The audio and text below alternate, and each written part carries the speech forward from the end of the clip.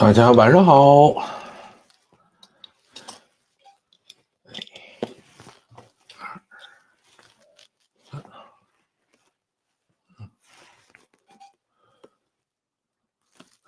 沙发有速度快的，人肉电池亏电了，急需充电，好吧。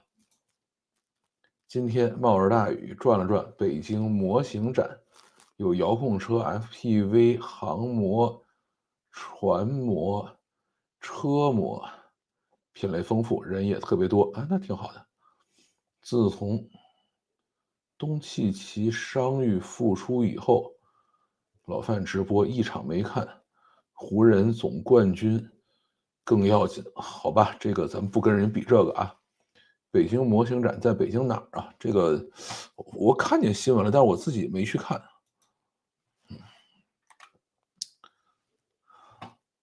然后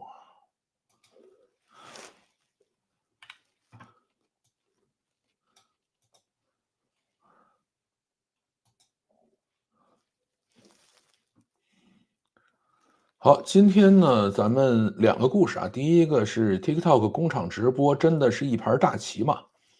第二个故事呢，咱们讲一下小米苏7这个事情之后，对吧？这个国家真的是开始下手了，工信部给智能驾驶电动车踩刹车了。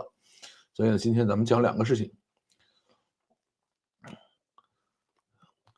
好，大家好，欢迎收听老范讲故事的 YouTube 频道。今天咱们来讲 TikTok 工厂直播，真的是一盘大棋吗？TikTok 上呢出现了很多的工厂店，在向美国人透露中国制造的秘密，就是你们买的很贵的东西在我这儿造的啊，我这儿造的还可便宜了。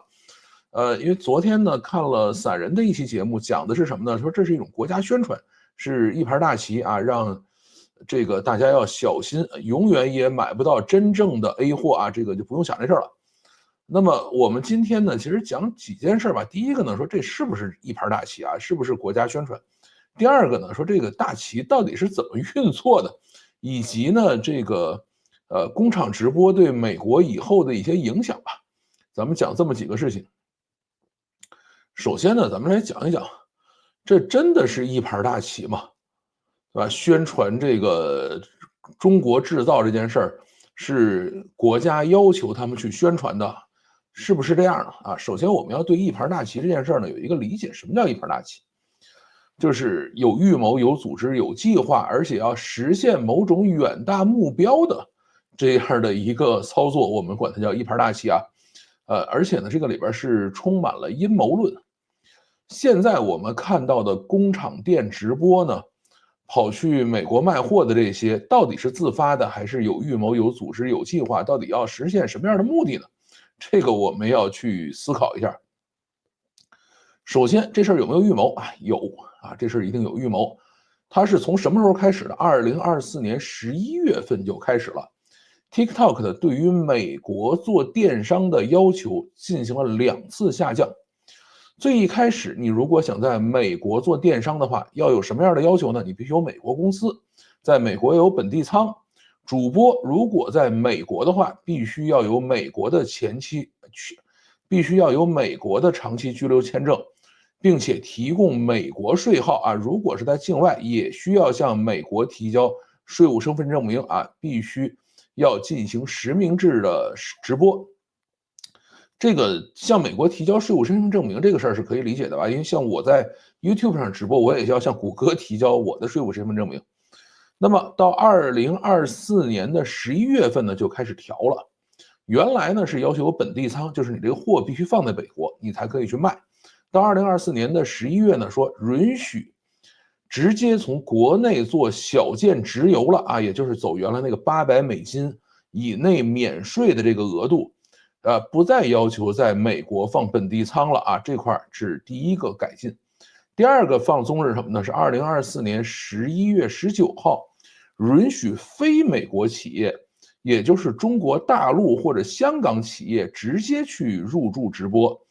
那么这个是在什么样的一个情况下开始进行这种预谋的呢？2024年11月6号，董王当选了，对吧？当选了以后， TikTok 就知道自己已经稳了，所以就开始大张旗鼓的去做美国电商啊，就没有原来控制那么严了。你不需要在美国有仓库，你不需要在美国有公司，对吧？你就可以去直播了。但是到这里，你必须还是要在美国去直播。如果你在境外直播的话，你也是不允许在中国直播的，这还是要求很严格的。那么这些和当前突然开始的中国工厂风直播有关系吗？没有特别直接的关系啊，但是呢，算是一个预谋吧。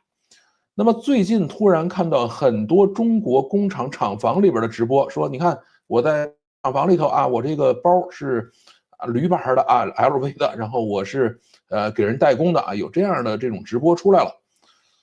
这个是什么时候开始的？2025年3月份正式开放异地直播功能，就是原来呢，这个 TikTok 上是不允许异地直播的啊，在2025年3月份开始了，允许主播通过虚拟定位技术在全球范围内直播，也就是说，它可以在中国直播了。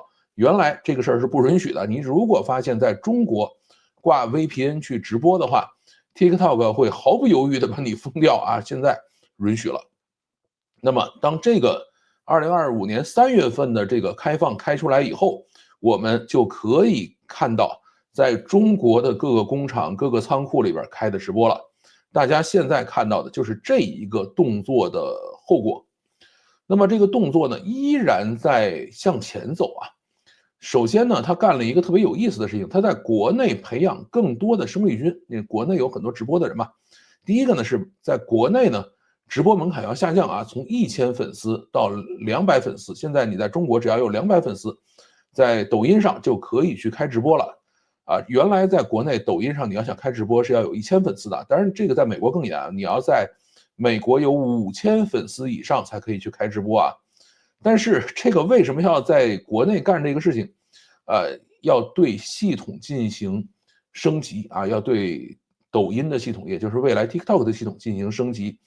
因为你要让这种更少粉丝的人去直播的话，它对于整个系统的压力和挑战都是很大的。第一个是推荐系统，对吧？等于现在能做直播的人多了，到底把流量分配给谁？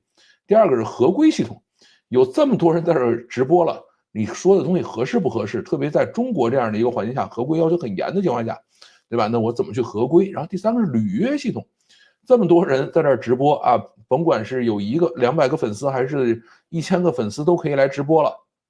那他卖的东西出了问题啊，这事儿找谁去，对吧？这个是要对整个的系统进行升级。然后另外一个呢，就是把这个直播门槛下降，还有一个好处是什么？就是为了去欧洲做电商做准备啊。因为为什么？就是世界上除了中国、美国跟印尼之外，这种单一语言的人口大国其实很少啊。巴西可能也算一个，就这么几个单一语言的人口大国。大部分的国家都是很碎片化的。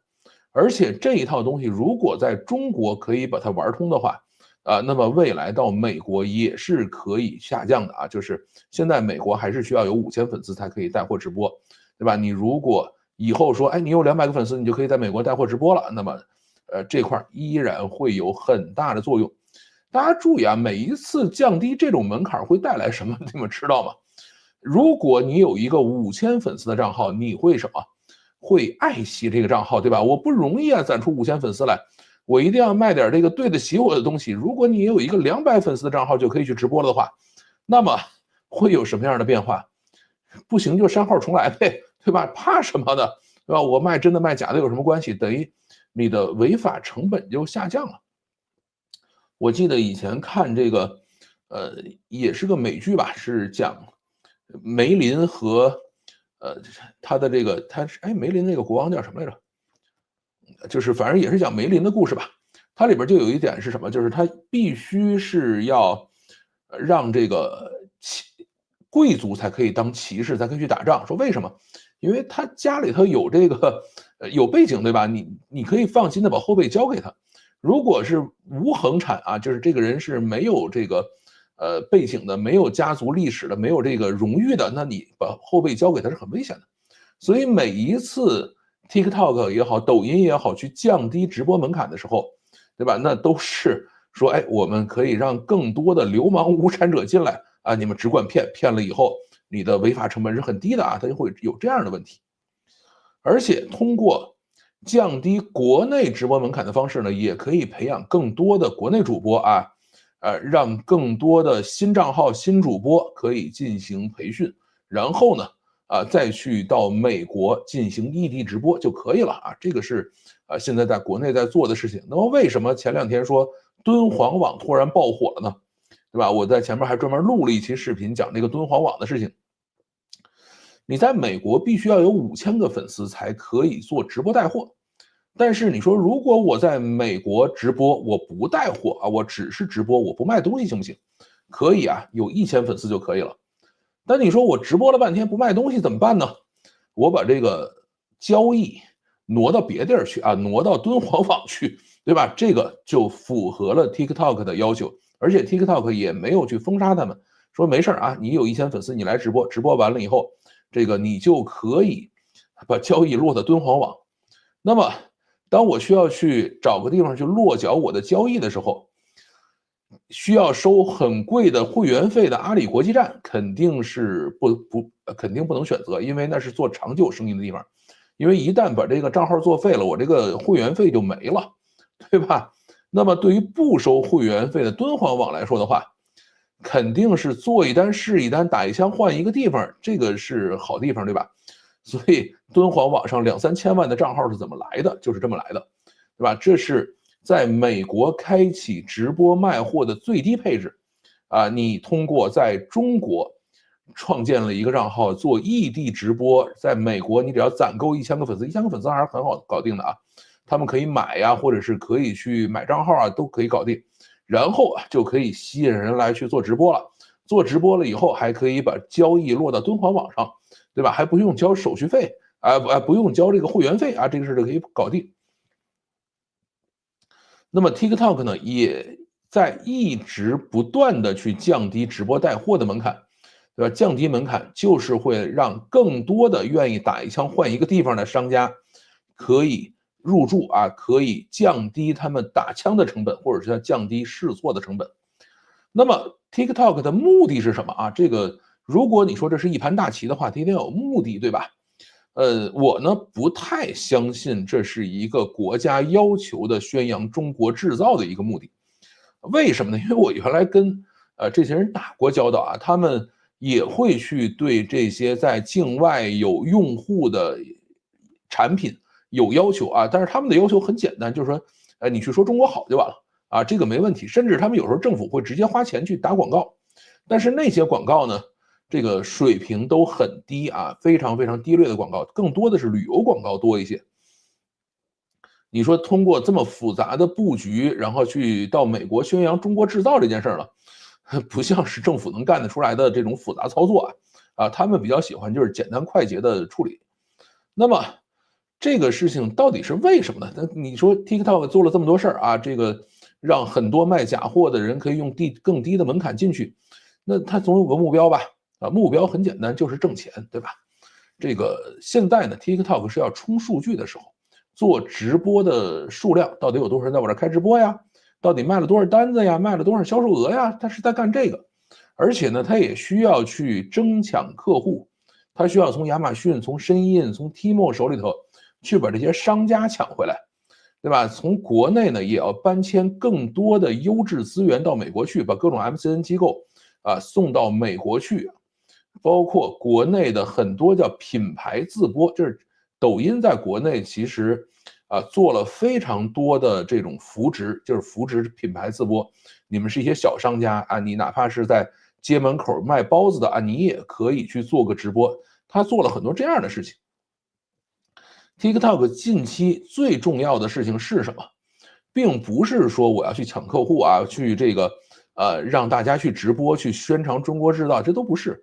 TikTok 现在最重要的事情是完成股权转换，他要去把股权卖给 Oracle 的这个拉里·埃里森，他要干这个事儿，这是最重要的。那么在这种情况下，有一个什么样的东西要去保驾护航呢？就是数据必须上升啊！你在这个时候数据是不能下降的，要让未来入局的股东看到希望。对吧？因为 TikTok 本身这个交易的风险是很大的，今天在，明天不在，过2天被人封了，对吧？它有极大的地缘政治风险。那在这种情况下，你要让别人心甘情愿的按照你的估值去把这个股权交易掉，那么一定要找一只巨大的胡萝卜放在这儿。那么这个巨大的胡萝卜就是，你看我的数据涨得很快，对吧？我的交易涨得很快，它确实是有销售额了，这个是他现在真正要去做的。所以呢，这到底算不算是一盘大棋呢？应该还是算吧，算是一盘大棋。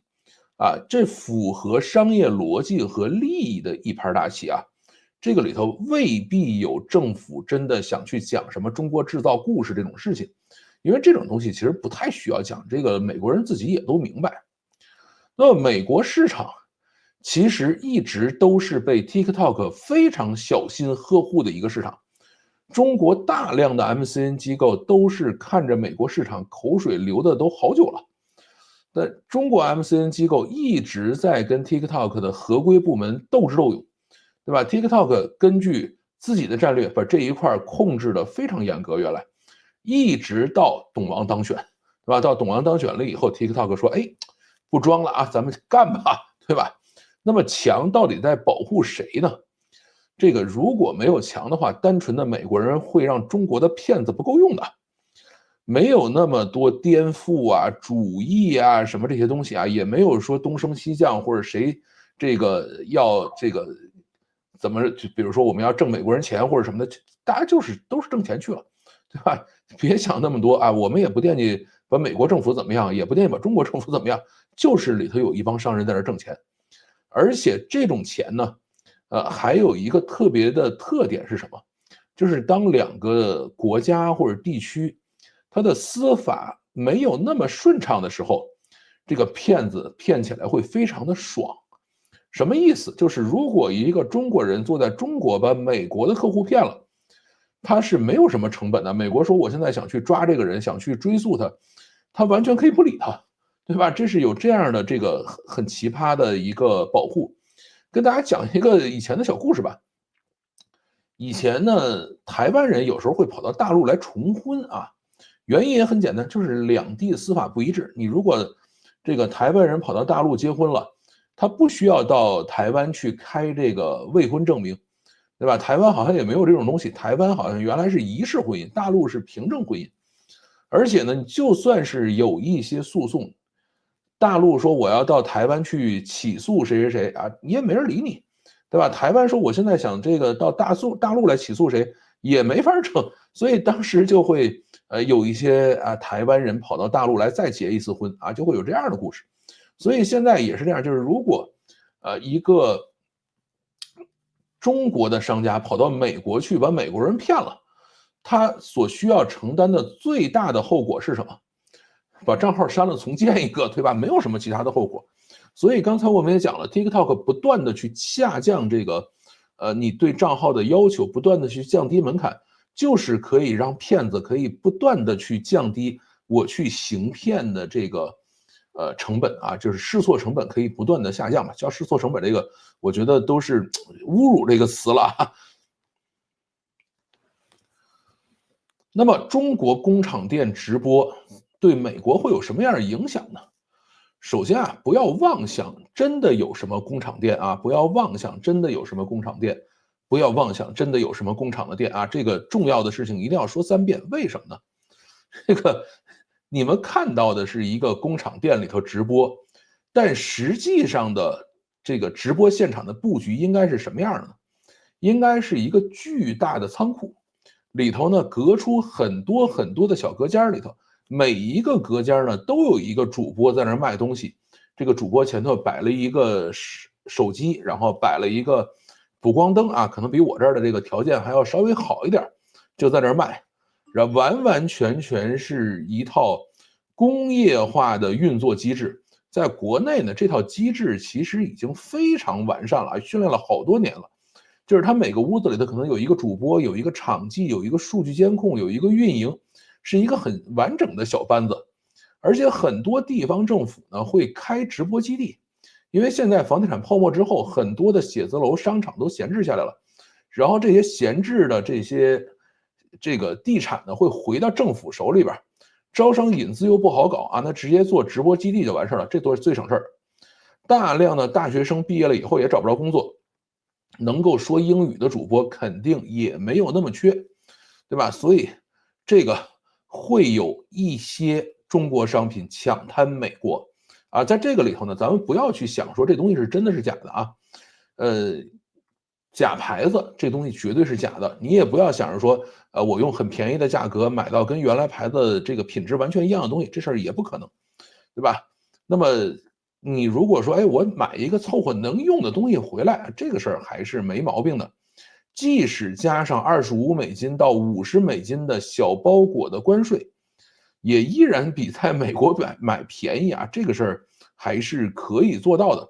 中国的 MCN 机构呢，会通过各种各样的试错方式，找到在新的关税体系下可以运作的新品类啊，这个还是会去找的。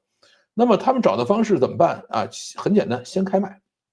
今天我就在这儿做直播了啊，直播我要卖什么什么东西，卖完了以后看数据，数据好我就给你发货，数据不好我就拒绝发货，我不发货了，对吧？反正没卖几个，你们愿意买，然后我就不卖了，直接把号删了重来啊，他干这种事情啊。如果说哎数据还不错，咱发货了，东西送到美国去，看有多少退货呀，这个有多少需要售后服务啊，对吧？如果这个履约成本实在太高，怎么办？删号重来啊，再换一个。这个呢，就是通过大海捞针的方式，总有很多的款式和品类是适合美国客户的，所以他不会说所有东西都行啊，也不会说，哎，我真的把特别便宜、特别好的东西卖到美国去，一定是说，哎，我找到了一个利润最高的，然后美国人还愿意买，还没那么多事儿，不愿意给我退回来的，我把这个东西卖到美国去啊，这个他们会去做的。你退货量高也没事啊，我可以把利润做的稍微高一点。我记得原来他们在印尼做这个货到付款的时候，那个退货率到70%多，照样可以做。为什么利润足够高嘛？所以美国他们愿意接受更高价格的东西，我们哪怕说退货率到30%-40%，它依然可以在$25到$50的包裹关税下把这事儿做成啊，依然是可以搞定的。这是一个很灰色的这个商品产业链啊，不能算假冒啊，但是呢，通常会很像。这个直接假冒的呢，会在前面试错的过程中直接删号重来啊，不会有什么其他的结果。真正做过跨境电商的人呢，已经学会了如何应对知识产权诉讼，这个呢都是在亚马逊上都训练过的。没做过跨境的人呢，你反正交一次学费之后，对吧？总能跑得出来啊，比例未必很高，你可能上来10个人啊，最后可能跑出2、3个来，但是总有幸存者，这就是一个养蛊的过程。最后剩下的都是很角色啊，没什么问题。最后呢，也会有新品类、新品牌来诞生出来。大家注意，像 Anker 这样的品牌啊，ANKER 这样的品牌，就是亚马逊单独孵化出来的品牌。那么深印自己相当是一个聚合品牌 ，Timo 呢是玩的白牌啊，Timo 就是你们都别要品牌啊，谁的牌子来了我都不认你的品牌溢价啊，就都是白牌。抖音呢在国内其实玩的叫品牌自播，它是做广告的，对吧？它希望有更多的品牌在抖音平台里做起来，所以从长期来看 ，TikTok 这一轮玩的是什么？这一轮玩的叫做 TikTok 新品牌运营计划啊，他玩的这个。中国工厂店直播呢，会向什么方向发展？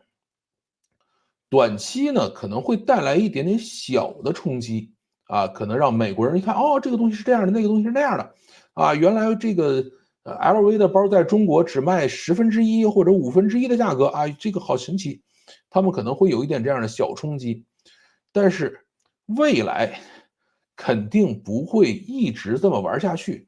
但是它也会让美国很多的人知道说，哎，我可以到中国去定制这些东西，因为所有这种做场播的人，你如果量大或者什么，你都可以去跟他定制一些东西。像我们现在可以到淘宝上定制各种东西。那么 TikTok 呢，会将不正规的那部分商家交易的部分呢踢出去啊，你不要在 TikTok 来交易啊，你们去敦煌网或者去其他的这种 B to B 的这种小商家去交易，出了问题，我在这个 TikTok 上直接给你封号就完事儿了啊，你再去起新号我不管你了，对吧？然后如果真的有大的诉讼，你们到敦煌网去告啊，跟 TikTok 也没关系，所以他会这样来处理这个问题。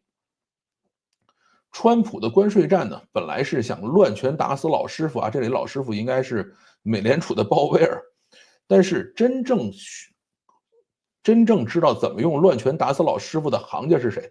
是 TikTok， 对吧？你川普再怎么折腾他，你也就是一个美国政府，那 TikTok 下头有几十万主播，不行的话来100万试试，对吧？所以这一块总是会有很多人进去尝试，然后最终他们通过这个不断试错、不断死亡、不断删号重启的一个方式，把适合 TikTok 美国商家的这种商品啊，慢慢的遴选出来，然后在里边培养出 TikTok 新品牌来啊，这是真正要去干的事情。出事儿了，比如说真的有一些大的诉讼出来了，或者是有一些这个东西啊不是特别合适了，那怎么办 ？TikTok 是不是需要承担责任啊？这个里头呢，要注意 TikTok 是社交媒体平台啊 ，Facebook、X 和 YouTube 这样的这个社交媒体平台都是受美国通讯规范法案230条款保护的。那么 TikTok 以后也是一个美国公司了，一样受保护啊。出了问题我就给他号封了，把他内容删了啊，就完事了啊。这个其他的你找他算账去，跟我没关系了。所以呢 ，TikTok 这个生意还是做的比较精细的。不要想着买真东西啊，也不要想着占便宜啊。如果你要想这件事呢，这个骗子的排着队等着你去检阅呢啊。关税环境呢变得恶劣了，这个并不是问题。当一个问题不仅仅是我的问题，而是全行业的问题的时候，这就不再是问题了，而是一个机遇啊！现在中国的这些卖家就已经看到了机遇了。哎呀，这个美国关税下来了啊，不是说生意就做不成了。我们到底能把什么生意做成？我在这样的环境下把生意做成了，我就厉害了，对吧？下边要玩的东西是什么？下边要玩的东西是一个中国人最擅长的游戏啊，这个游戏叫一将功成万骨枯，对吧？咱上去试呗，对吧？然后不行了再试，然后一次不行再试下一次啊。我们反正赌徒心理也比较严重，我们总会找到适合当前关税情况的商品品类和物流方式的。中国人不论在多困难的环境下，都会有幸存者继续生存下去。工厂直播呢，慢慢会变成某一种行为艺术啊，继续存在下去。这个即使在美国，它也会继续存在下去啊，未必能够长得大，但是一直都会有。MCN 机构呢，会不断的在这种工厂直播的环境下进行低成本的模式的试错啊，进行选品，什么意思？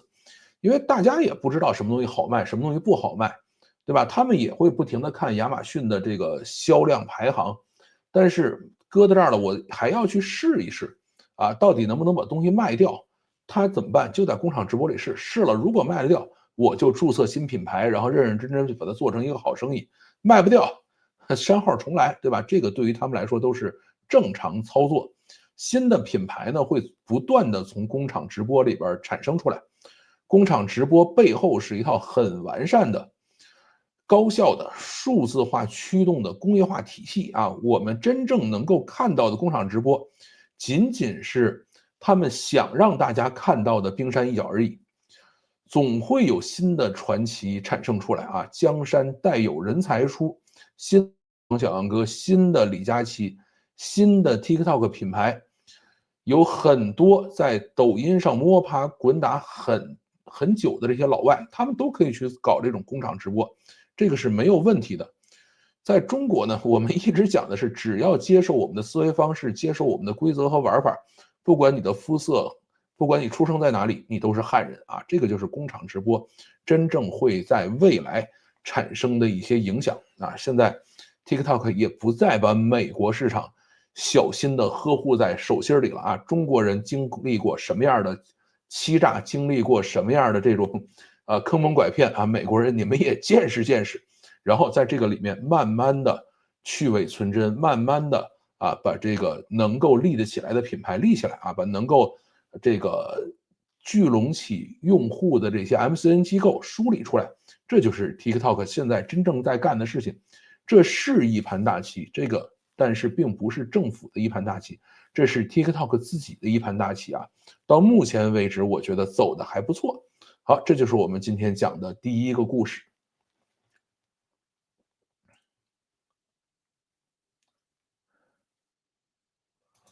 晚上好，点赞点赞啊！欢迎大家都点赞了没？怎么看 AMD 2纳米芯片是不是后面可以买 AMD 的芯片替代英伟达？算力好 AI，AMD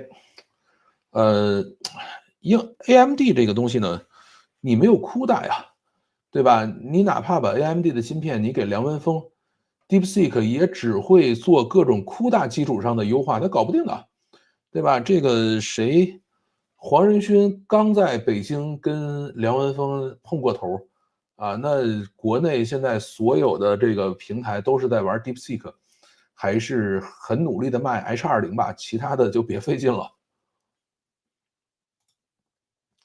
点赞啊，这个好久没来了，你这个好像是有段时间没见了啊。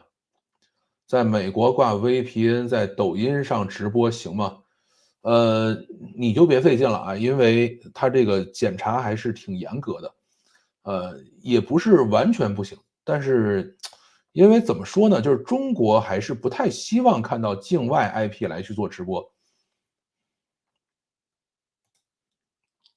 跑步回来了啊，这个鸡蛋灌饼是不是有几次没来了？三观啊，YouTube 首页现在一行3个缩略图了吗？这个我还真没太注意啊。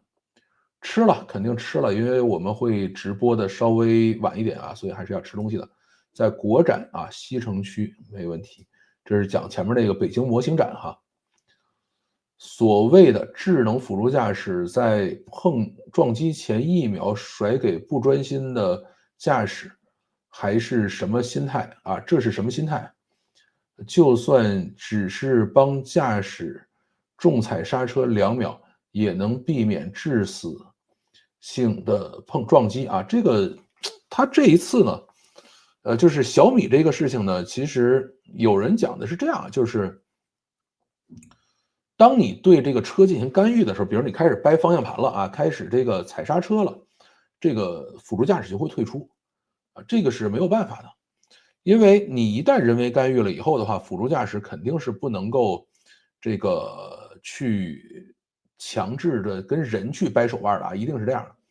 然后呢，这次小米的事情呢是，这个人接管辅助驾驶以后呢，慌神了啊，然后他自己把车撞到这个侧边的这个栏上了啊，并不是说，接手辅助驾驶以后完全没有时间去踩刹车，完全没有时间去这个躲避前方的障碍啊，并不是这么回事儿。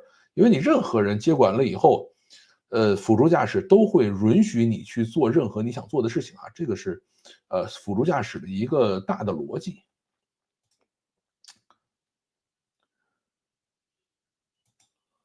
这个快船总冠军啊，这是讲的球赛吧？根据国外汽车媒体测试，保时捷911等级的跑车在2.7秒左右35公尺内刹停啊，公尺竟然就是米是吧？我记得是啊，这个小米大概也是30多米，33米还是30几米是可以刹停的啊，就是100公里每小时30多米是可以刹停的。然后这个现在他们就是安徽的这个车祸呢，并没有最终的公安机构给出的结果，所以呢，他现在就是真正退出的地方，距离前面需要去拐弯的地方到底有多远，不知道，对吧？但是现在他并没有开到前面那个拐弯的地方，而是直接就在直道上把这个车撞到这个侧边上了。啊，你要把这个事儿搞明白，然后再去说其他的。中国在沙特发行20亿美元国债，这是什么操作？哎，这个原来讲过呀，专门有一期视频是讲这个的。小米苏七可是1500匹马力，只有苏七 Ultra 有1500匹马力啊，这个大部分的苏七都没有。而且像他去开的是一个苏七标准版，是马力最小的一台车啊。这个刹车性能的话，这个它是这样，就是电车的刹车性能呢，通常都会比油车好啊，因为为什么？因为电车沉，它那个电池是很重很重的啊。这个小米苏7的刹车确实是可以在这个多少，就是30多米把它刹停啊，这是可以的。中国和美国没有引渡协议啊，我记得，曾经有一个在美国的中国人开车把人撞死，直接跑回中国了。是的，你像还有好多人在美国刷爆了信用卡跑回中国呢，不要说撞人了。所以就是如果是真的让骗的话，那这个中国的骗子排队不够使啊。你来补充一下，在美国的结婚也不要求你提供其他国家依然单身的证明。如果在美国结婚而一辈子不拿结婚证来中国公证，中国也不知道你是不是结婚了。所以我以前认识有同事在新加坡登记，然后离婚离不成，结果回杭州接着又结婚了啊，还有这样的故事，好吧？哎，美国好像，哎，美国到底是仪式婚姻还是凭证婚姻，我搞不清楚了。新加坡的老婆和杭州的老婆是两个不同的人。呃，其实我一直觉得结婚这个事儿呢，最主要的目的就是为了分财产啊。你比如说这哥们儿以后要去分财产的时候，那么他新加坡的老婆跟杭州的老婆就都可以拿着结婚证来要求分他的财产，对吧？这个是唯一的目标啊，其他的其实没有任何意义。还有一个就是婚生子女啊，就是他等于两边老婆生的孩子都可以找他要财产。在家满血复活啊，这个恭喜你终于满血复活了。我在中国结婚的，广东那边就是要我的未婚证明，应该是需要的，除非你有关系啊。这个，反正以前是在这块比较松。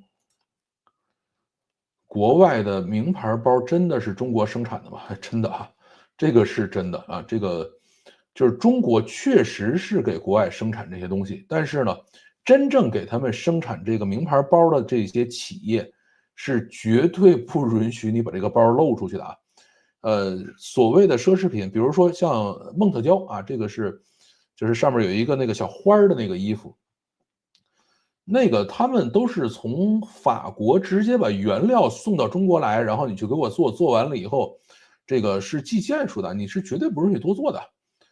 这个是奢侈品，但是其他的一些东西，你比如说像这个叫什么电器啊，或者什么这些东西，在中国造的质量其实是不差的。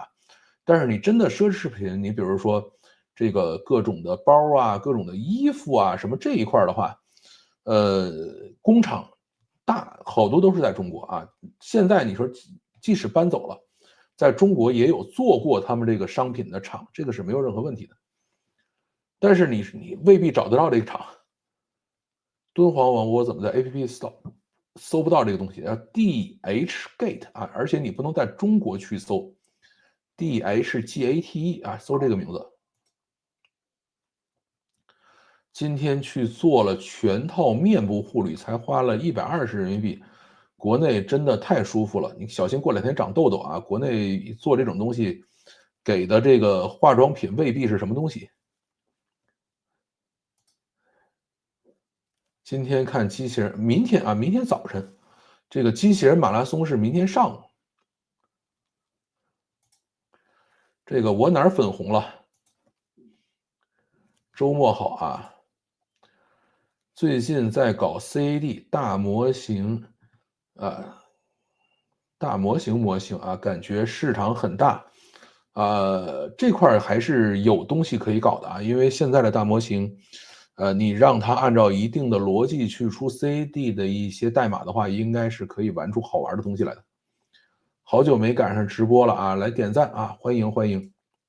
全套面部护理，人工费188.5块，是的。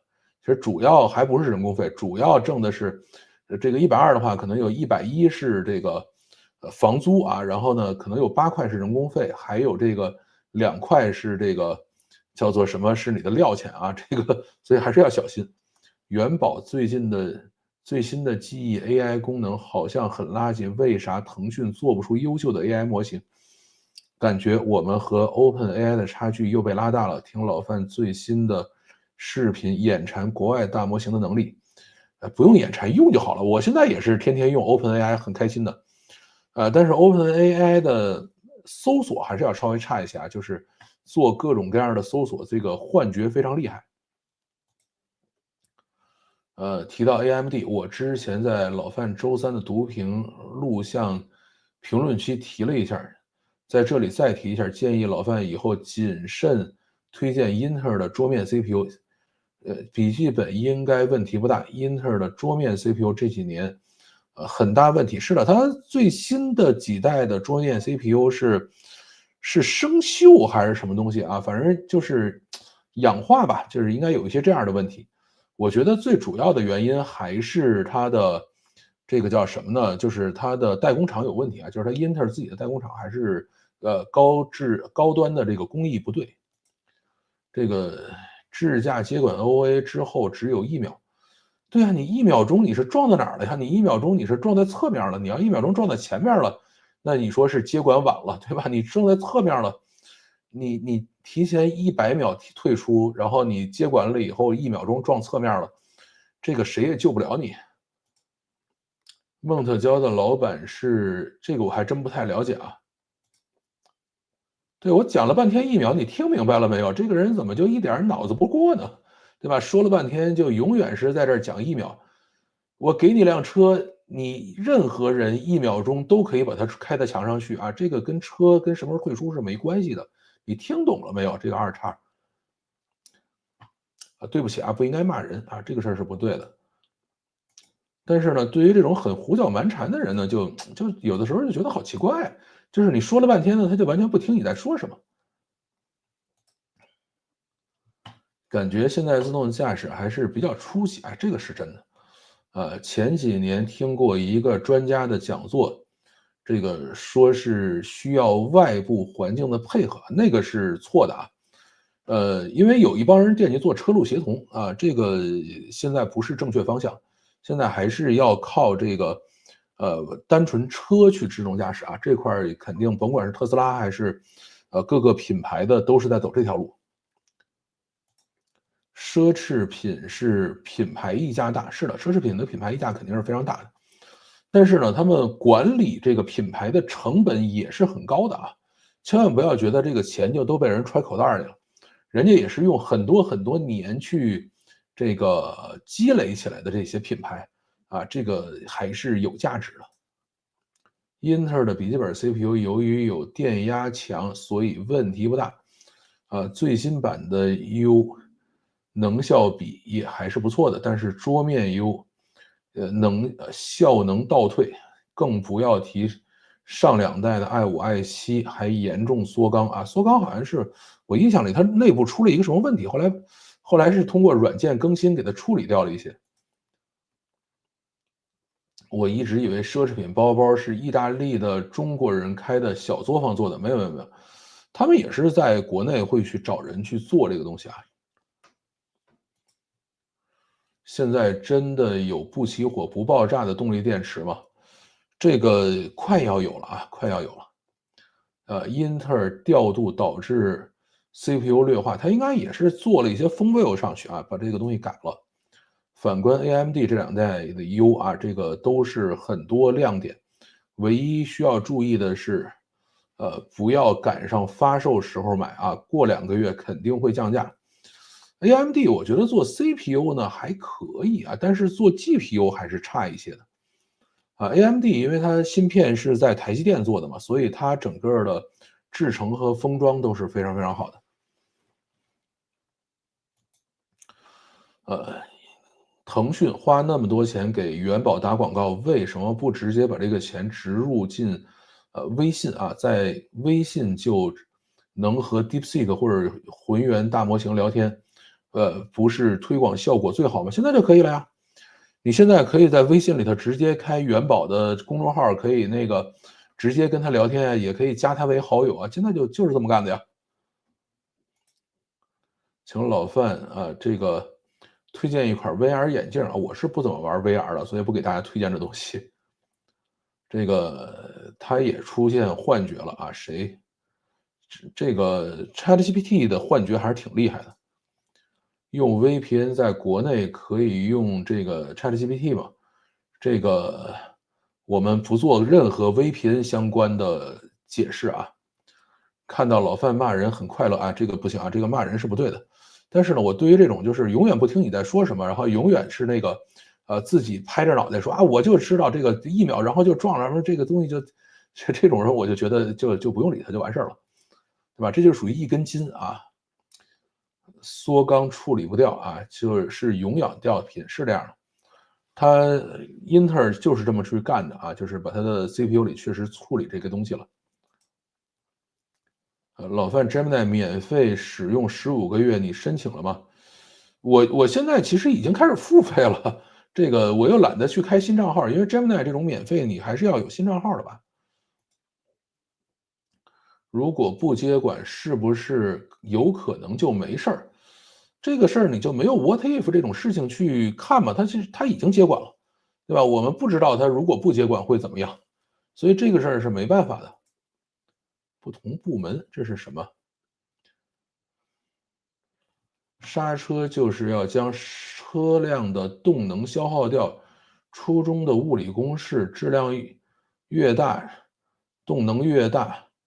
这个你到底想说什么呢？人家做了测试，30多米能停下来，你跟我讲初中物理有意义吗？这哥们儿，对吧？人家是做过测试的呀。这个他也未必是台湾，我看一般写繁体字的都是从中国溜出去的人。他只是觉得，哎，如果中国过得好的话，他就浑身不舒服。中国产品的价格要想赶上去，就必须做品牌，但是抄袭就会造成不值得做品牌，是这样的。但是呢，很多是这样，就是因为我跟这些工厂也打过交道，我去过工厂参观过，也跟工厂做过一些这种尽职调查呀，做这种事情。他们呢，最喜欢做的事情就是你来料，给我来样子，我给你做。啊，然后呢，做完了以后呢，我就这个反正直接把账结了就完事儿了啊，这是他们最爱干的事情。做品牌呢，需要有很多别的这种支出，这是工厂不爱干的事情。这个有一些工厂呢，曾经也尝试过，但是后来发现卖的并没有那么好，因为他们其实不是那么会卖，就是品牌这个东西，从品牌设计、品牌宣传、品牌积累，然后再加上跟客户的反馈的这种不断的迭代，这是一个很漫长的过程。不是这个工厂的人一拍脑袋就可以做出来的，所以现在国内工厂做品牌这件事儿并不是特别成功。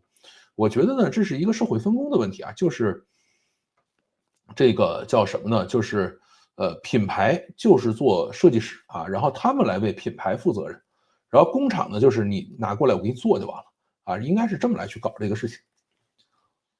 啊13代 i7 缩缸以后只能达到低端 i5，这个好吧，我觉得这块我就不去跟大家继续普及这块的知识了啊。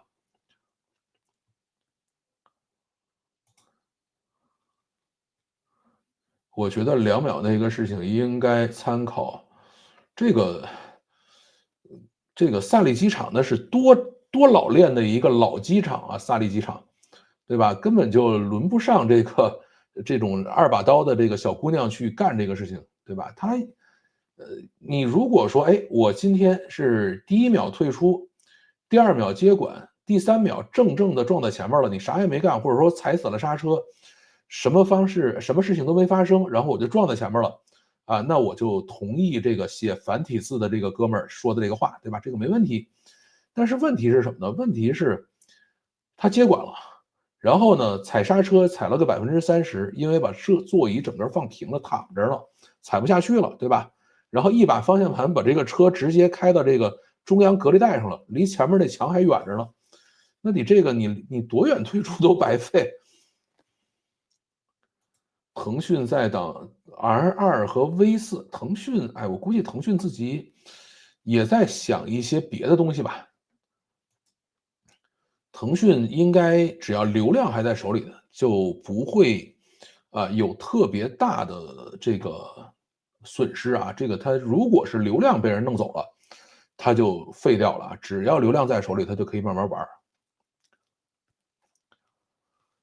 好啊，这是我们今天的第一个故事，以及前面的一些这个读评论吧。然后呢，我们来讲一讲这个小米苏七车祸的事儿啊。这个哥们儿有点太激动了，还没讲到这故事。好，开始第二个故事，工信部要给智驾电动车踩刹车了。工信部装备司开会讨论了。4月16号开了一个会，提了一个叫关于进一步加强智能网联汽车产品准入召回及软件在线更新管理的通知啊，要去做这样的一个东西。他呢提了几个要求，咱们呢可以看一看，就是他这些要求基本上是针对小米车祸来提的。第一个，不允许公测，什么千人团、万人团都要走公告啊，明确允许验证，明确公允，明确充分验证，不能拿这个用户去做测试。这个为什么讲这个呢？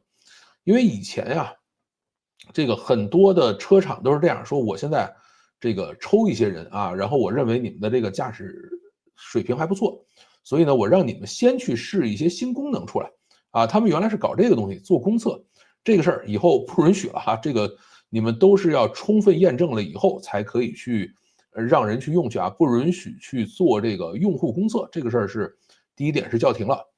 因为手机里头大家是喜欢干这种事儿，叫先锋团。因为我是了解小米的一些玩法的，他们呢说用户分3类啊，小米这个是非常早就开始做这个事情，而且这个玩意儿基本上是小米发明的。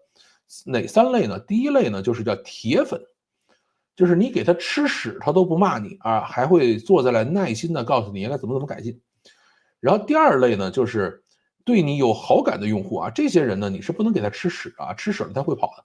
但是呢，你给他一些不是那么成熟、有一点小问题的功能，啊，他们也还是愿意用的。他们呢也不会给你去提各种意见回来啊，就是用了不好使也就算了，他也不会提意见。所以呢，他们是可以进行这个第2轮测试。所以最初的版本会给第一波用户用，然后呢，这个稍微稳定一些的版本会给第2波用户用，然后第2波用户呢只是观察一下他们的使用状态，哪些用户退出了，哪些用户没有退出就完了。然后真正测试完了的用户才会叫全量推广，就是原来小米一直是这么干的。那么现在规定了，汽车上不能这么干啊，不允许啊。这是第一个要求啊。第2个要求是 L2 不能用接管这个词啊，这个字儿以后就不允许出了啊。你不允许说，哎，现在机器接管了，待会儿说要求人接管，这事儿就没有了，以后再也不允许有这字儿了啊。接管这个词儿是 L3 的用词。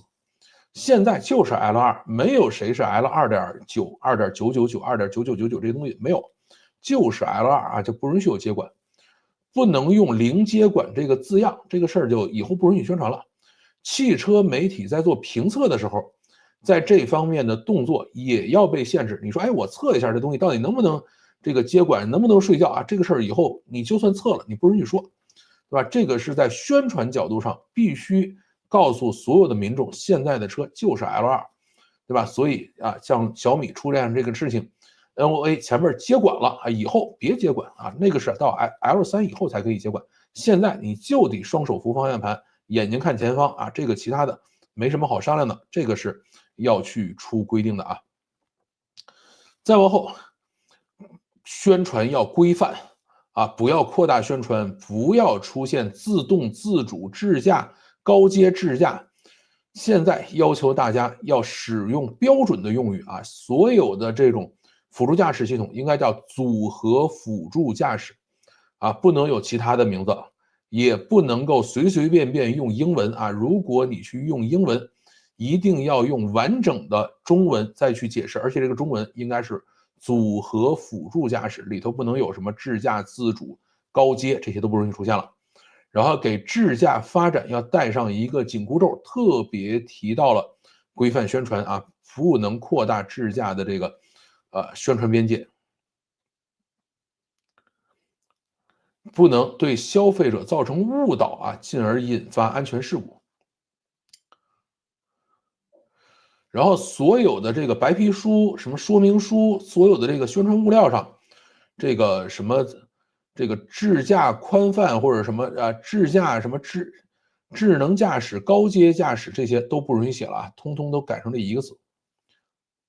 什么 NOA 啊，什么什么 NOT 啊，这些东西通通都不允许了。然后要降低 OTA 频率啊，这个是什么意思？OTA 呢，就是叫软件在线更新，叫 Over the Air， 叫这个名字。这个它要求做好版本风险管理以后，验证充分了才允许上车。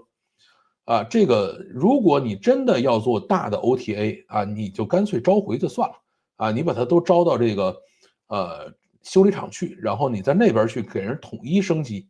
为什么？因为 OTA 呢，有的时候它就容易出问题啊，有时候升级成功了，有时候升级不成功，然后它到底是一个什么状态，其实车厂是不掌握的。所以啊，现在规定了说你就可以 OTA， 但是呢，一定是要谨慎啊，要彻底测试好了以后才可以去。而且一些频繁做 OTA 的这些厂商要去重点关注。OTA 这个事儿最早呢，其实是软件开发的过程中使用的一个技术，它呢是为了减少维护成本。原来比如说一个办公室里头20台电脑装了这个一个软件啊，该升级了以后，要专门找一个做技术维修的人进来挨着个修去，啊，挨着个给人升级。后来呢说不，我来做自动升级啊，这个就不需要这个维护人员了。所以呢，他们就开始慢慢的推行 OTA。后来呢，手机啊、路由器啊、智能家居设备上啊，也都可以 OTA。比如说我们家里头的什么小米的净水器啊，什么都是可以 OTA 的。现在呢，汽车上也玩 OTA 啊。现在呢，国家规定了啊，不允许太频繁啊，你可以 OTA 啊，做好了、验证好了以后可以。然后这些频繁 OTA 的企业啊，重点审查紧急 OTA 的情况，比如说突然出现一个很大的 bug，你必须要对所有的车辆进行紧急 OTA 了，别费劲了啊，召回就得了啊，直接停产召回，然后走市场监管总局重新审批，批过了以后才允许 OTA 啊，否则不让干了。这个以前我们在做手机 APP 的时候，大家比的是什么？谁家 OTA 快啊？为什么呢？因为谁 OTA 快了，说明后边技术能力强。但是汽车上不允许这么玩了啊！原来很多的这个车厂都是这么宣传的，包括我去小米、去特斯拉、去理想、去这个蔚来、什么长城都是这么跟我宣传的啊！有任何问题我给你 OTA 上去，我这个经常 OTA，经常那个给你更新软件，这个以后不允许了。而且现在呢，还有一个很大的问题是什么？就是很多车企会因为 OTA 的存在，宣传一些现在车上还没有的功能。比如说，我现在去小米的店里去买车血啊，然后人家就跟我讲，说你现在还不能够自动驾驶啊，但是呢，等可以自动驾驶的时候，我就直接 OTA 给你更新上去，你以后这个车就自动驾驶了。就是现在各个的车厂都是这么来宣传这个问题的。说以后不允许你卖人这车是什么东西啊，就是什么，你不能说你的车上还没做出来呢，啊，你说以后我给你更新上去，然后你要为这个东西来买单啊，这事儿也不行了。再往后呢是啊，说这个辅助驾驶的事情啊，要能从技术层面去禁止驾驶员脱离，比如利用组合驾驶辅助的人脸 ID 识别，禁止座椅调节和平躺啊，这个事儿是要去禁止的，对吧？原来这个小米苏7这个案件上啊，这个事故上，他为什么踩刹车踩不下去，踩了个30%就搁那了？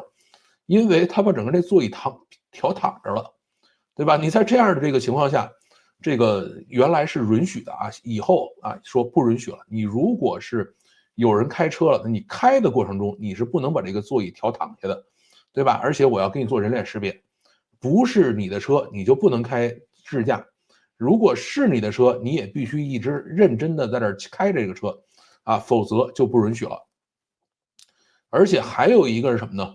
禁止代客泊车了啊！原来很多人都去宣传什么，就是我把这车开到商场门口，我下车走了，然后这车自己进去找车位停车去了，啊，什么代客泊车一键召唤啊，就是我逛完商场出来了，站在商场这个停车场门口一键召唤，这个车自己从底下开上来，然后到这个门口来接我来，啊，这事儿都不允许。什么远程遥控啊，这个都不允许了啊，不能确保驾驶员在的情况下，这个车就不许动，对吧？只必须驾驶员坐在车里头，这个车才可以移动啊。这个事儿现在也是要有强制规定了。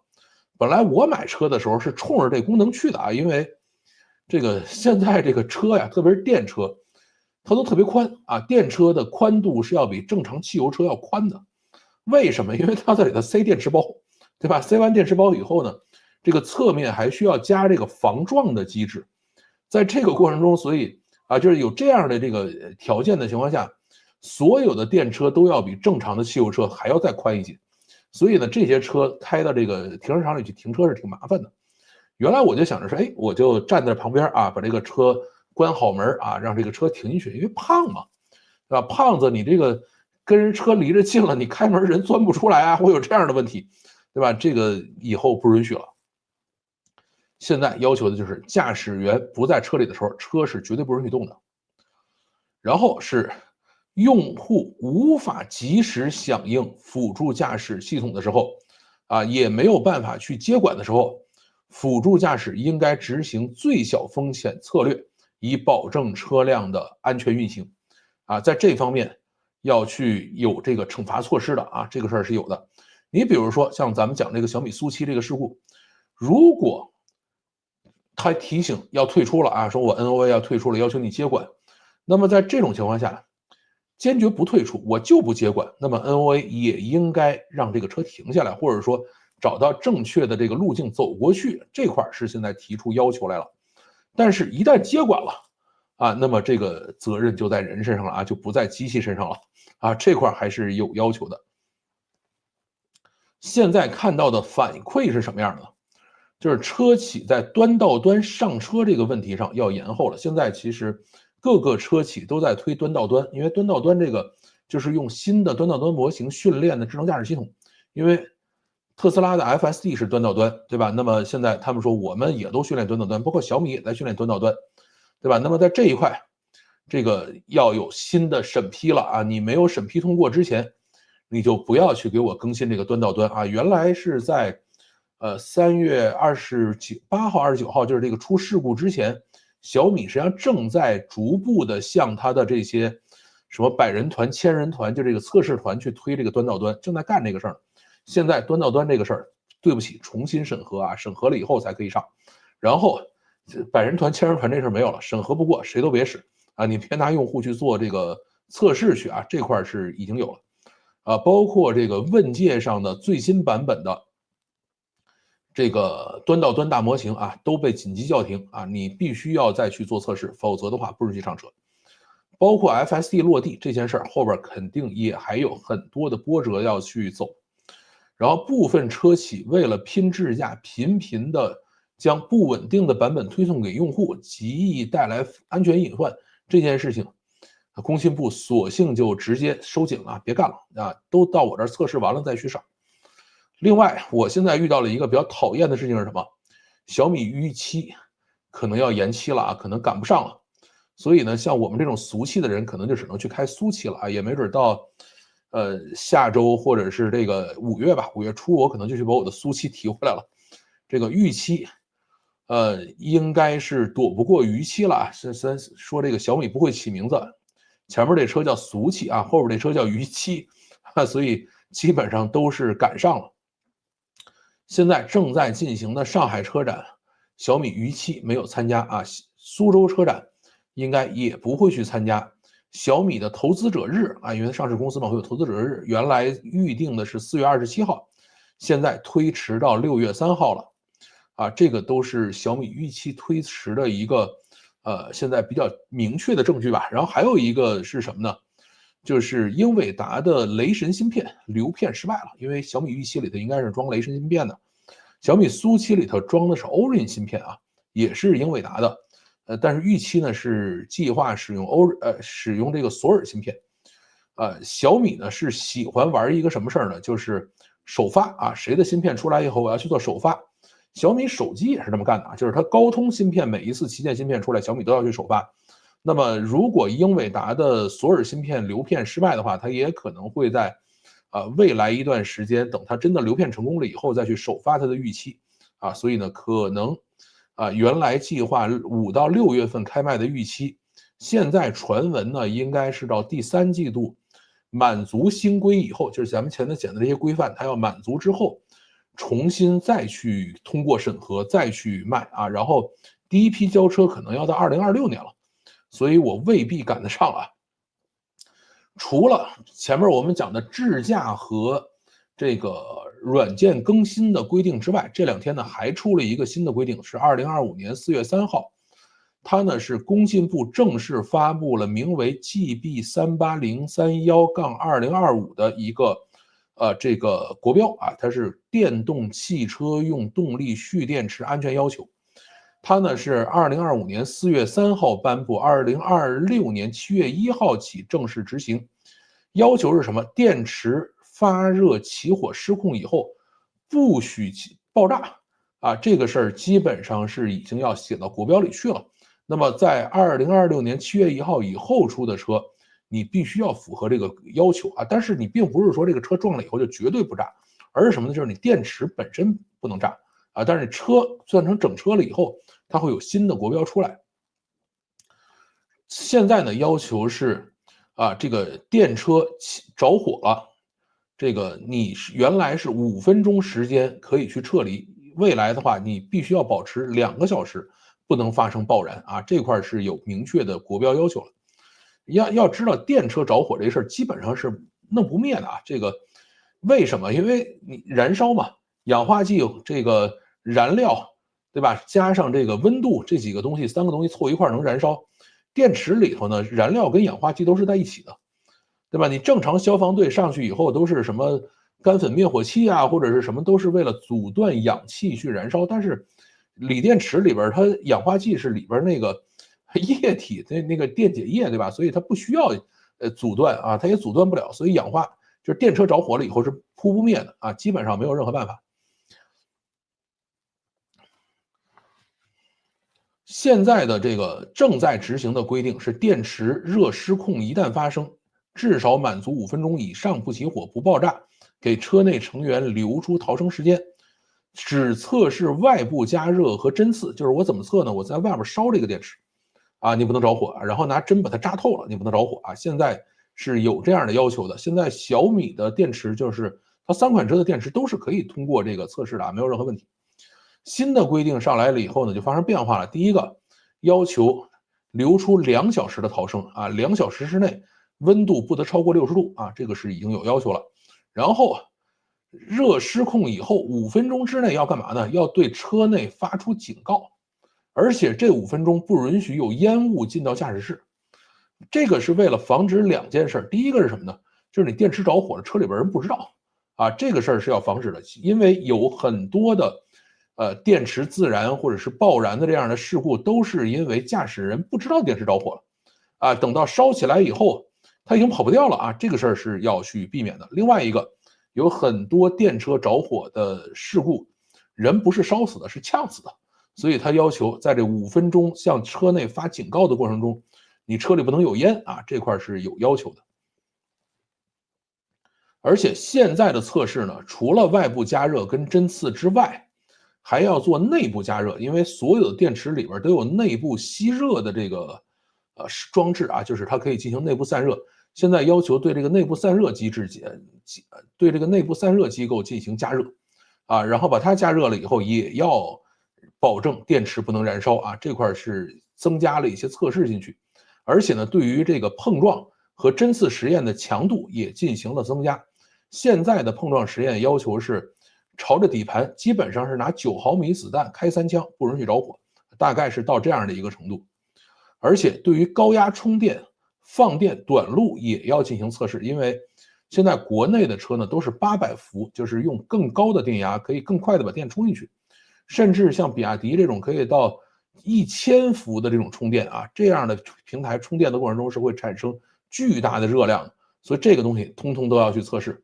而且还要测什么叫电池短路啊，就是把正负极给你接上啊。这个电池短路呢是会发巨大的热出来的啊，这个也不能去着火。现在这一块都是有严格要求。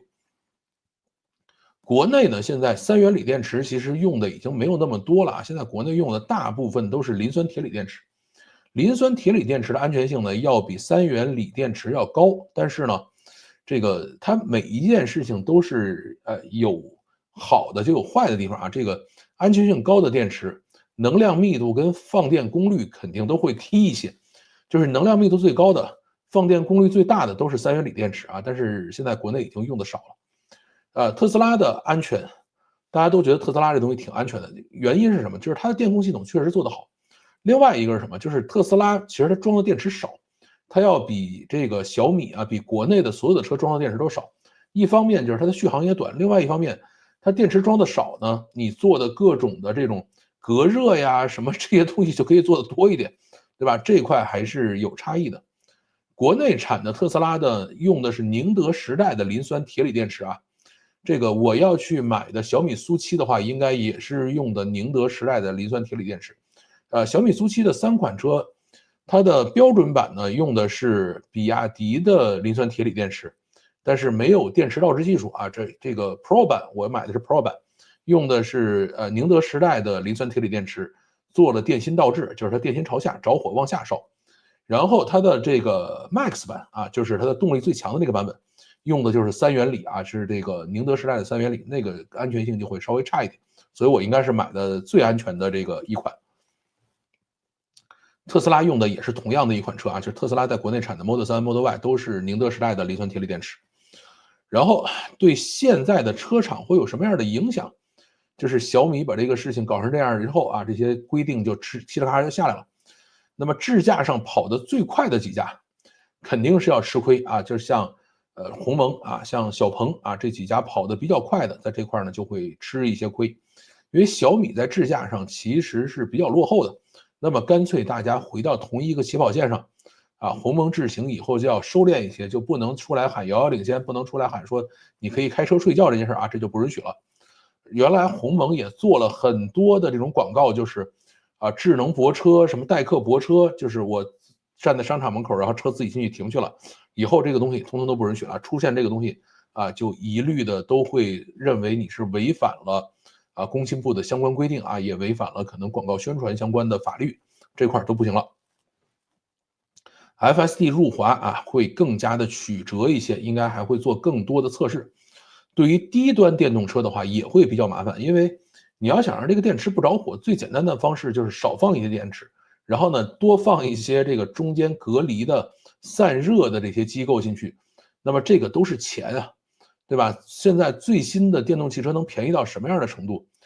一汽新出了一款车叫奔腾小马，对吧？算上补贴以后，这辆车价格是5900人民币啊，这样的车我估计，它未必就能够满足前面我们讲的这个电池的要求啊。这种5900块钱的东西是不要想有智驾的，它跟智驾没关系。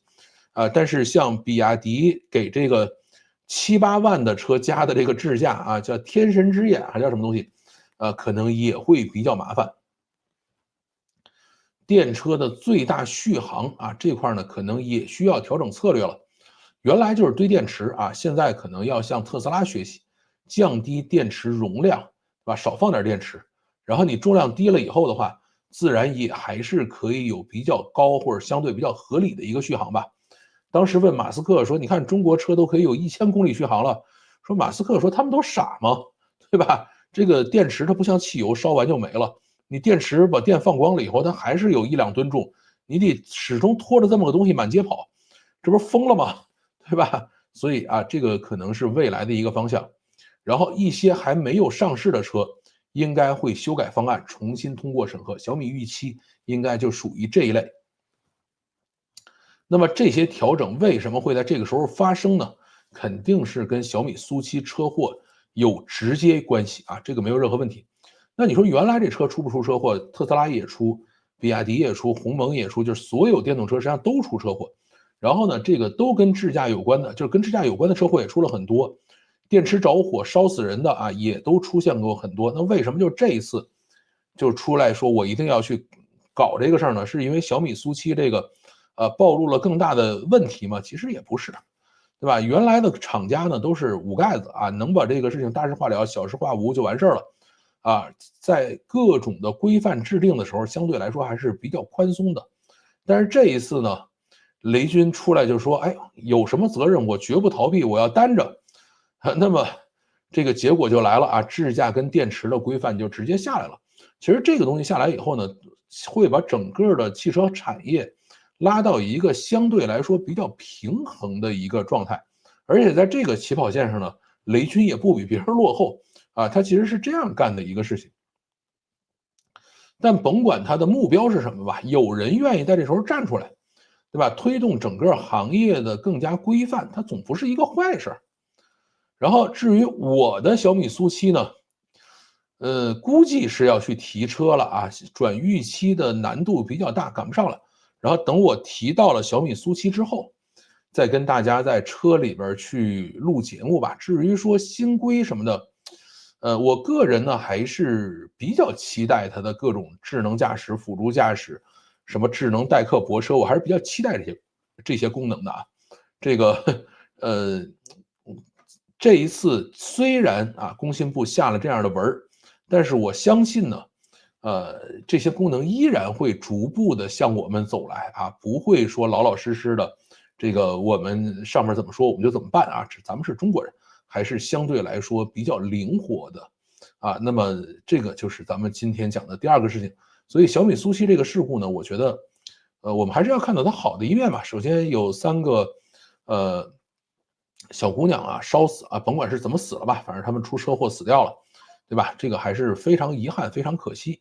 第二个呢，就是啊，小米愿意就这个事情，推动整个行业更进一步的规范化啊，更多的这个严格的规范落地，这个事儿呢，它不是个坏事啊。那么未来啊，可能中国再生产出来的电动车，它也不能说完全就符合这些规范，但肯定还是会有所改进的吧。啊，这就是咱们今天讲的第二个事情。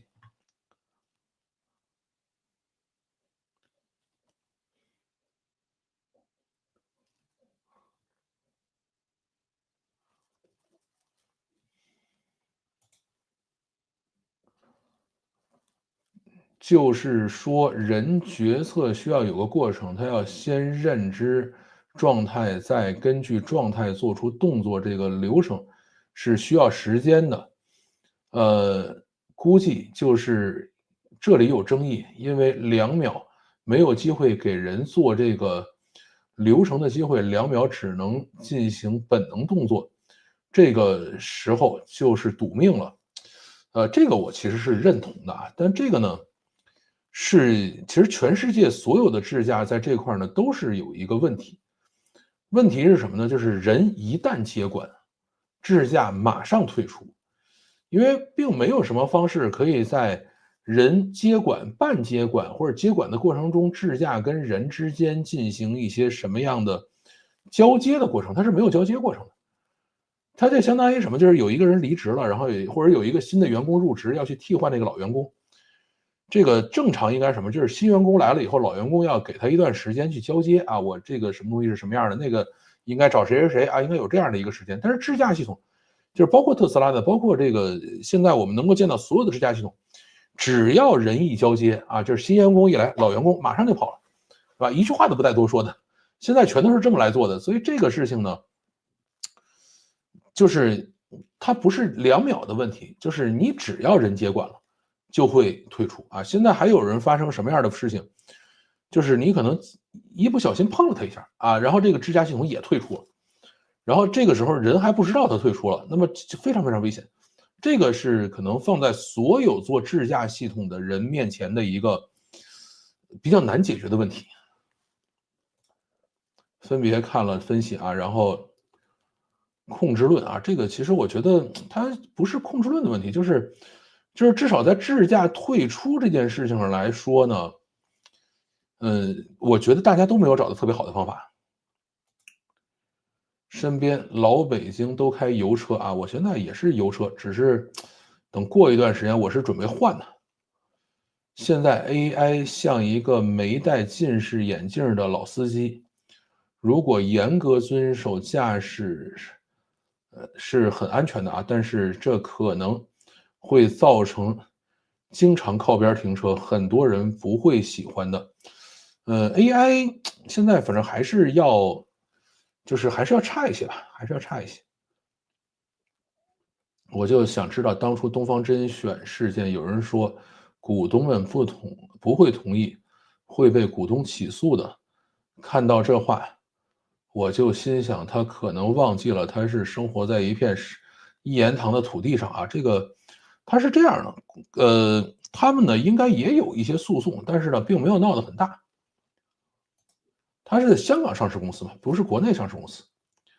都知道电池危险，但是小米宣传是业界良心、安全、倒置电芯。这个事儿是这样的呀，就是小米呢，他们现在出事儿这款车上没有倒置电芯，他们出事儿这款车上是比亚迪的电芯朝上的这个产品，对吧？这个也跟你讲说，所有电池都是很危险的，但是又有哪家电车厂说我要宣传我的电芯随时会着火？你特斯拉也着火，它也得宣传说我的电芯是安全的。这个没有办法，对吧？要不然怎么卖这个车呢？而且着火毕竟是一个小概率事件嘛，良不良心取决于雷总树立的个人崇拜形象力度够不够。我觉得目前还好吧。这个崇拜度啊，我其实并不怎么崇拜他，因为这个人就是怎么说呢？这个距离产生美，对吧？这个人有的时候，这个面对面聊过天了以后啊，这个不一定有多熟啊。这个我跟雷军之间算是写过邮件，面对面坐在一个桌上聊过天啊，也就到这种程度，并没有特别深入的共事过啊，所以呢也没有那么熟。但是呢，他给我的总体印象还算是中等偏上吧，可以这么讲。我从来不相信有谁是永远正确的啊。呃，之前重庆那个特斯拉交通事故翻了几个跟头没有自燃啊，是设计考虑的，安全阈值很高，还是他家的电池组特别阻燃啊？这个，你像那个谁，就是那个台湾那个是他那个出的这个事故，没怎么特别大的碰撞，不也着了吗？这个第一个着火这件事儿呢，它是个概率问题，对吧？这个第二个呢，就是特斯拉的电池确实要比别人设计的好，这个咱们是要承认的啊，一定要承认。这个还有就是它的这种叫热管理啊什么这块儿做的还不错。你有的时候啊，这种翻跟头它反而不爱着火，真正爱着火的是什么？就是底部反复的摩擦和穿刺。你翻跟头，你可能把车的其他部分狠狠的撞击了，它电池包并没有狠狠的撞击。前几年参加阿里的品牌出海比赛，对接了一个浙江的代工厂，我们的团队得了第二名，市场分析、品牌策略、品牌健康、物料、独立站都做好了。海归 CEO 带着我们弄了2个月，结果农民企业老板夫妇过来问，投放转化率、拉新量，感觉完全鸡同鸭讲。老板跟 CEO 吵得不可开交，品牌的事情就不了了之了啊！我觉得这个事情呢，不是人家是农民啊，而是你们这个 CEO 呢是完全不接地气，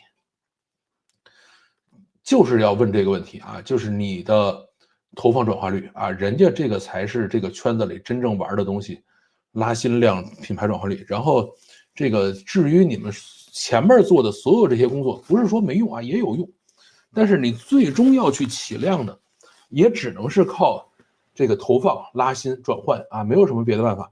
你说我在这做100年老店行不行？可以啊。等你做起来的时候，这个稍微有点起色，就马上被人抄干净了。所以你这个，不去研究怎么投放这个事儿，就只能是纸上谈兵啊。这些人你可能回到美国去做，没准能做得出来，但是你在中国做必死无疑这个事儿。怎么感觉这个标准是冲着比亚迪来的啊？这个，我觉得基本上是冲着遥遥领先来的。老范有关注复旦科研大学最近发布的，皮秒闪存，没注意是个什么东西啊？刚才老范说小米事故3人中的司机是躺在驾驶位上的，造成刹车踩不住，这个是真的吗？至少从现在车烧剩下的这个壳上来看，整个的驾驶舱基本没有变形啊，然后它的座椅完全是就是往后躺的角度非常大，不是完全躺平，因为后排坐着人呢，对吧？但是躺的非常厉害。至于说他最后是不是因为这个事儿没踩死，这个人已经不在了，你也没法问他。只是从小米的后台看，他踩下了30%的刹车这个算是完整的一个回复吧。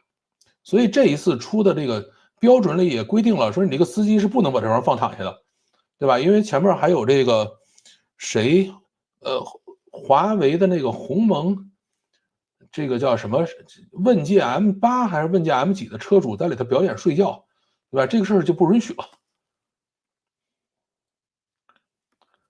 这样其实也有问题。从我接触过的情况来看，在本地算力不足的情况下，AI 对行为的认知会出现大量误报、服务器远程传输的及时性存疑。如果所有问题都是靠边停车，那交通就瘫痪了这个是这样，还是要有一定的自主决策。其实你们看特斯拉 FSD 的很多的决策，就是自主性会特别强。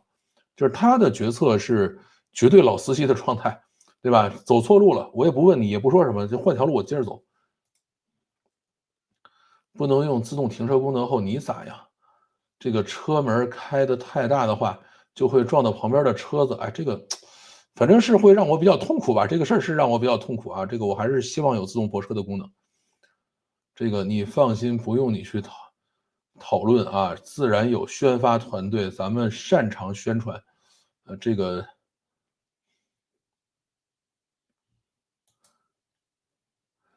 个不是宣传的问题吧？有那个人驾驶座放躺增加了这个驾驶员补救动作的难度，但是没有足够的决策时间，也是致命的。这个所谓决策时间呢，我觉得，我们最好的讨论方式还是这样，就是说，它的最大的问题就是人一旦接管了以后，这个辅助驾驶系统就直接退出了，对吧？彻底就不管了。在这个时候人是懵的，对吧？在你接管的头1-2秒钟的时候是很容易出问题的。特别像我们比如说从隧道出来，前面突然有阳光照到眼睛上，那人是会短暂失明的。那么这1-2秒钟是没法弄的这个就是跟你是不是前面有足够长的时间其实没关系就是突然接管这个还是要有一个新的策略，但是目前谁也没想出来应该怎么办。特斯拉是一体压铸车身安全性很好。小米也是一体压铸车身安全性也很好。这个小米那个一体压铸式车身还专门自己整了一个巨老大个的一体压铸机，四处给人显摆呢，说你看我们这压铸机是9100吨还是多少吨，比特斯拉那还大。但是一体压铸有一个特别讨厌的东西是什么？就是不好修。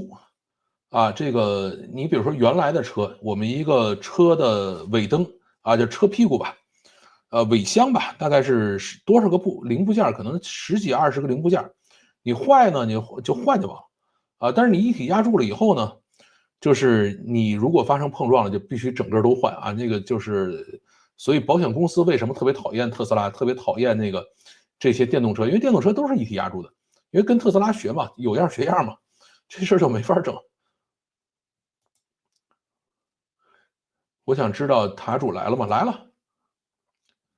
看来大家在评论，感觉大家都是在忧国忧民这个也没什么忧国忧民的了。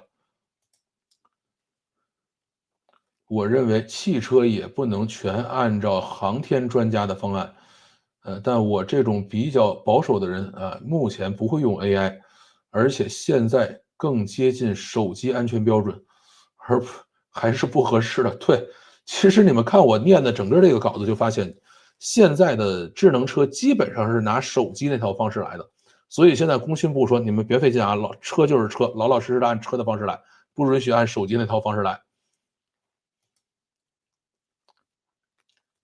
强制哪些行为不能开启智驾？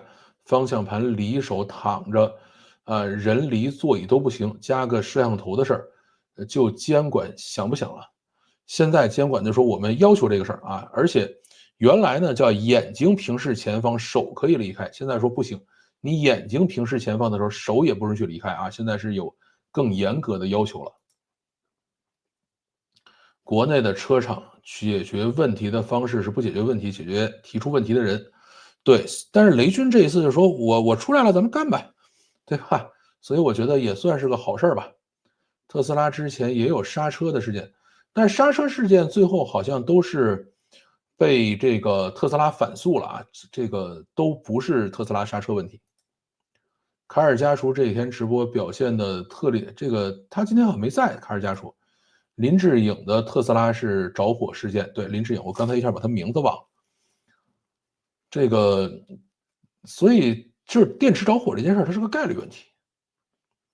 着火是电车的这个特性，是电车确实容易着火。大扭力加速快也是电车的特性，哎，这是真的。赛车手把车都给开出火花，那不是很正常的一个事儿吗？这个就算了啊。很羡慕你们因为车的问题吵来吵去，我这种坐公交和地铁的根本不关心这事儿。还是挺好玩的啊，这个车的事情，2秒钟时间完全够，除非你在睡觉。呃，这个怎么说呢？就是现在我们去判断这个死者当时到底注意力有多集中，不好说。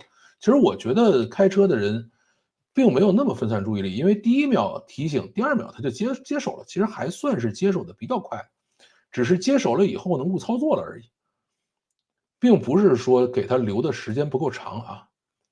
我也同意，现在无论从国际上还是国内，只是确立了辅助驾驶的5个级别和各自效果，但没有任何安全标准和细节。这个时候，单方面强调有多智能，纯粹是野蛮生长。是的，现在就是一个野蛮生长状态。就是我在第一次讲这个话题的时候，我在讲，我说现在这个宣传实在太乱了啊，这个是有问题的。所以国家肯定也是这么想的，就是直接把这东西都规定出来，你们以后不允许各自起名字，统一都给我叫一个名字啊，叫组合辅助驾驶啊，不允许叫其他乱七八糟名字。智驾不是问题的关键，着火不烧死人啊，这个车呢都会着火，而且现在这个人到底是烧死的，还是说94公里撞上直接就没了，其实你也不知道。而且早上这个车撞完了以后，并没有马上就完全燃烧起来，对吧？还有人从后边把窗户砸开了，还把后边人救出来了。而且最后烧完了以后，整个车的后轮啊、轮框什么都是完整的，对吧？所以它后边燃烧的并没有那么剧烈。早晨去接了个电话，40多分钟过去了，直接跳着看啊，没事回头再慢慢看着。智驾退出应该像飞机自动驾驶解除一样，有一个警报声音，要手工按一下才能消除。在紧急时刻退出的话，可以先处理特殊再去消除警报声音。但这玩意儿飞机其实有时候要求的没有那么快反应吧，我觉得车有时候要求你反应还是比较快的。也不能这么说，人的反应时间是有差别的，而且反应时间是现实存在的，是这样的。这次出事儿不是电芯倒置的苏七版本，而是使用比亚迪刀片电池的廉价版本啊，人家叫标准版，不能叫廉价版。新国标出来以后，大家只有把能量密度都降下来才能达标。我觉得也是这样，就是可能大家是要降能量密度了。因为我记得原来我们做手机，因为我们以前是做过手机的啊，这个去看过这个手机电池的厂，说这个做手机电池怎么能够让容量加大，让体积不大呢？也很简单，就是把它缠得更紧一点。就是电池这个东西实际上是一个纸卷儿，就是我们现在看到的锂电池都是一个纸卷儿，就是一卷一卷一层一层卷起来的。甭管是什么4680啊，也是一个大圆柱嘛，它为什么是一个圆柱？也是一圈一圈卷起来的，就是你是可以把它缠得更紧一些，缠得更紧一些，它电池容量就变大，但是变大的它就容易着火啊，它那个能量密度上去了，它就容易着火。包括原来那个三星手机的那个燃烧也是这样，就是容量太大了啊，然后控制没控制好就着火。来了点赞啊，欢迎。目前有关辅助驾驶的国标还是推荐标准，不是强制标准。这一次我觉得出来了以后还是会有很多改变的吧。这是买个车还是买个家啊？这个也没有了，就是有个车可以出去玩嘛。这个我最讨厌的是限行啊！北京之所以买电车，最核心的是不喜欢限行，就是哪天我想出去我就得出去，我不希望说哪一天他不让我去啊。现在的智驾是手必须扶方向盘，手离开了几秒钟就报警。对，以后就是你手就别离开啊，这块肯定还是要有要求的。报警几秒钟后，你手还扶方向盘几秒之后就退出了啊。是，Deep Search 偏向所有款式都是倒置电池啊，这个肯定是幻觉了啊。查到去年苏期有一起短暂起火事件，官方为此出了一期网友问，吹了一波向下泄压啊。它是 Pro 和 Max 是向下的啊，这个标准版是向上的。今晚说的是电池新规还是这两个都在出啊？这两个都下来了，一个是4月3号的啊，这个电池的是4月3号的，然后呢，另外一个的话是4月16号的。才 L2就敢这么做，但是大家都惦记往 L3走。特斯拉是双目视觉的忠诚品牌，对啊，你像小米这个，像他们撞的这个车是10几个摄像头，纯视觉的，对吧？然后像我买的那个车是，10几个摄像头，再加上毫米波雷达，再加上那个激光雷达是全都有的。华为也撞死过人的，对啊，而且它是在智驾过程中直接出过事儿，还不是这种退出了以后出过事儿。但是呢，人就摁下来了，并没有让标准继续往前走。小米这次就说：“哎，我这出了事儿了，我就让标准接着往前走了。”不，华为那个是在智驾期间出过事儿了啊，就是他确实在睡觉。特斯拉崇拜单一可见光识别，它就纯视觉嘛。现在摄像头不像人眼那么快速变焦，它其实也不需要那么快了，就是它在一个固定焦距上应该是可以工作的。塔主早上好，来自大国的问候，你看还有人想着你呢。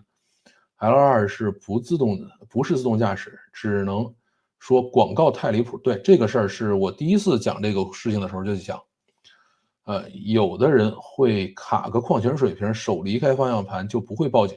对，有这啊，你还真干过，你小心点啊。我在 X 上看，美国华人厂长，美国小而美的有些装备制造公司看不住关税，作价卖给中国公司，在非关税地啊重新开工啊，这个挣钱嘛，大家都是按这个怎么挣钱的方式来去做的嘛。24款塞纳辅助驾驶宣传 L2，实际操作后只是自动减速啊，这个车道偏离，方向盘必须握好，然后基本还是自己开，这个就差一点了。现在的电车的这个 L2要比这个强很多，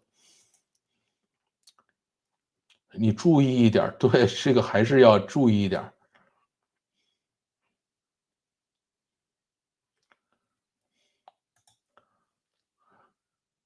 难道今晚高兴调侃啊？没什么，这个，我很好奇电车厂有没有参加 F1的计划。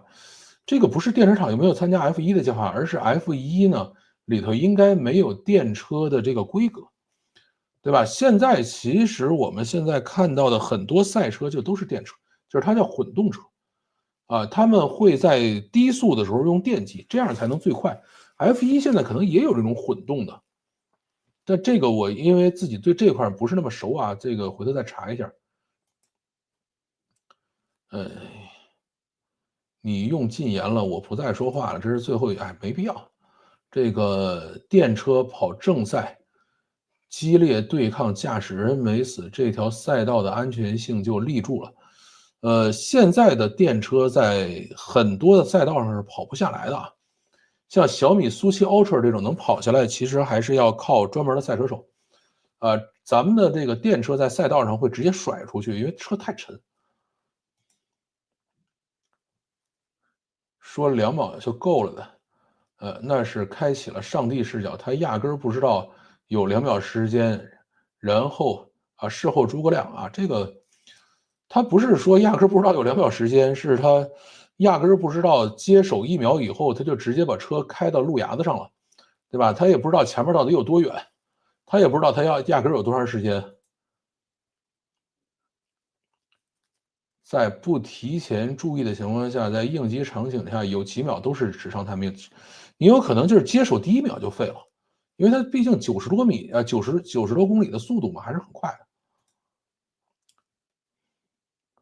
人家发言没啥，咋就禁言了？是的，这个我的立场和就是观点，有观点说观点，像卡尔加厨那种非常具有攻击性，但是言之有物的，我并不觉得有什么问题。但是如果单纯是这个只要别太这个什么，大家问个好什么都没关系啊。智驾退出的条件应该是让人处理例外情况，不是处理紧急情况。那紧急情况他处理不了，也只能让你处理，这没办法，对吧？那怎么办呢？你不能说我处理不了，我还要升开嘛？东北抓间谍这个我还真不太了解。这个微软不算清算。这2天看了几个旅游 vlog 热门的旅游景点，还有马车和人力黄包车，奇怪没有厂商出一款特别迷你敞篷的全智能无人旅游观光车这个小赛道的车型只能确保100%回避行人就行了这个应该不会特别难。这种量少，它不划算。这个坐汽车还是要量比较大才划算。你像我在天津就见过他们玩的那个马车，对吧？它那个马就是做个样子，那个车其实是电动的，对吧？它是一个很大的车，然后呢完全靠电走，前面呢有2匹真马，在前面呢这个摆样子，然后跟着车一起溜达溜达就完事儿了。这种车你说你能用几辆？你专门给它设计一个何必呢？美国小而美装备也依赖中国供应链，关税上天花板，他们资金链就断了这个今天，川建国不是说了吗？说这个再有个3、4周，我跟中国人就可以达成协议了，没什么问题，对吧？等呗。对比一圈小米参数配置表，没看到电芯倒置只有 Ultra 和 Pro 比标准版和 Max 多一个什么这个是有的，你可以去问店里的人，这个没有问题的。有朋友看过买菜电单车进摩托赛道的影片吗？这还真没见过。